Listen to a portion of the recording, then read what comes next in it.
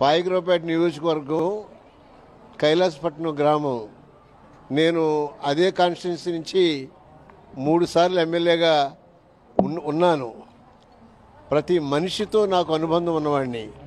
ఇలాంటి విషాదం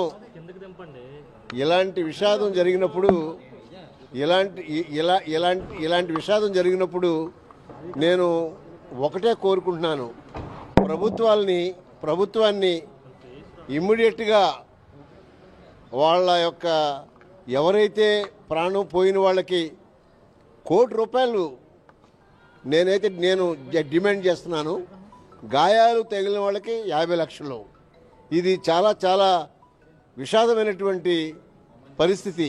కాబట్టి ప్రభుత్వం కబుర్లు చెప్పడం కాదు, ప్రజలు ఆపదలో ఉన్నప్పుడు వారిని ఆదుకోవాల్సిన బాధ్యత ప్రభుత్వం మీద ఉంది.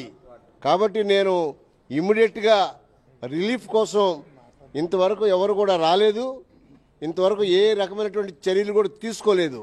కాబట్టి నేను చెప్తున్నాను, గౌరవ ముఖ్యమంత్రి చంద్రబాబు నాయుడు గారు మాటల మనిషి కాదు అనిపించుకుంటే ఇప్పుడు ఇమ్మీడియట్గా ఈ ప్రజలకి ఏ సహాయం చేస్తారో వాళ్ళు ముందు ఇమ్మీడియట్గా రిలీజ్ చేయమనండి.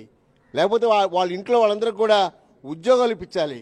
అలాగే వాళ్ళకి కావాల్సినటువంటి ఏర్పాట్లన్నీ కూడా చేయాలి. తప్పనిసరిగా మేమందరం కూడా కొండంత అండగా ఉంటాం. వాళ్ళందరికీ కూడా ఏం కావాలో దగ్గరుండి చూసి పెడతాం. అంతకన్నా నేను ఎక్కువ చెప్పలేను.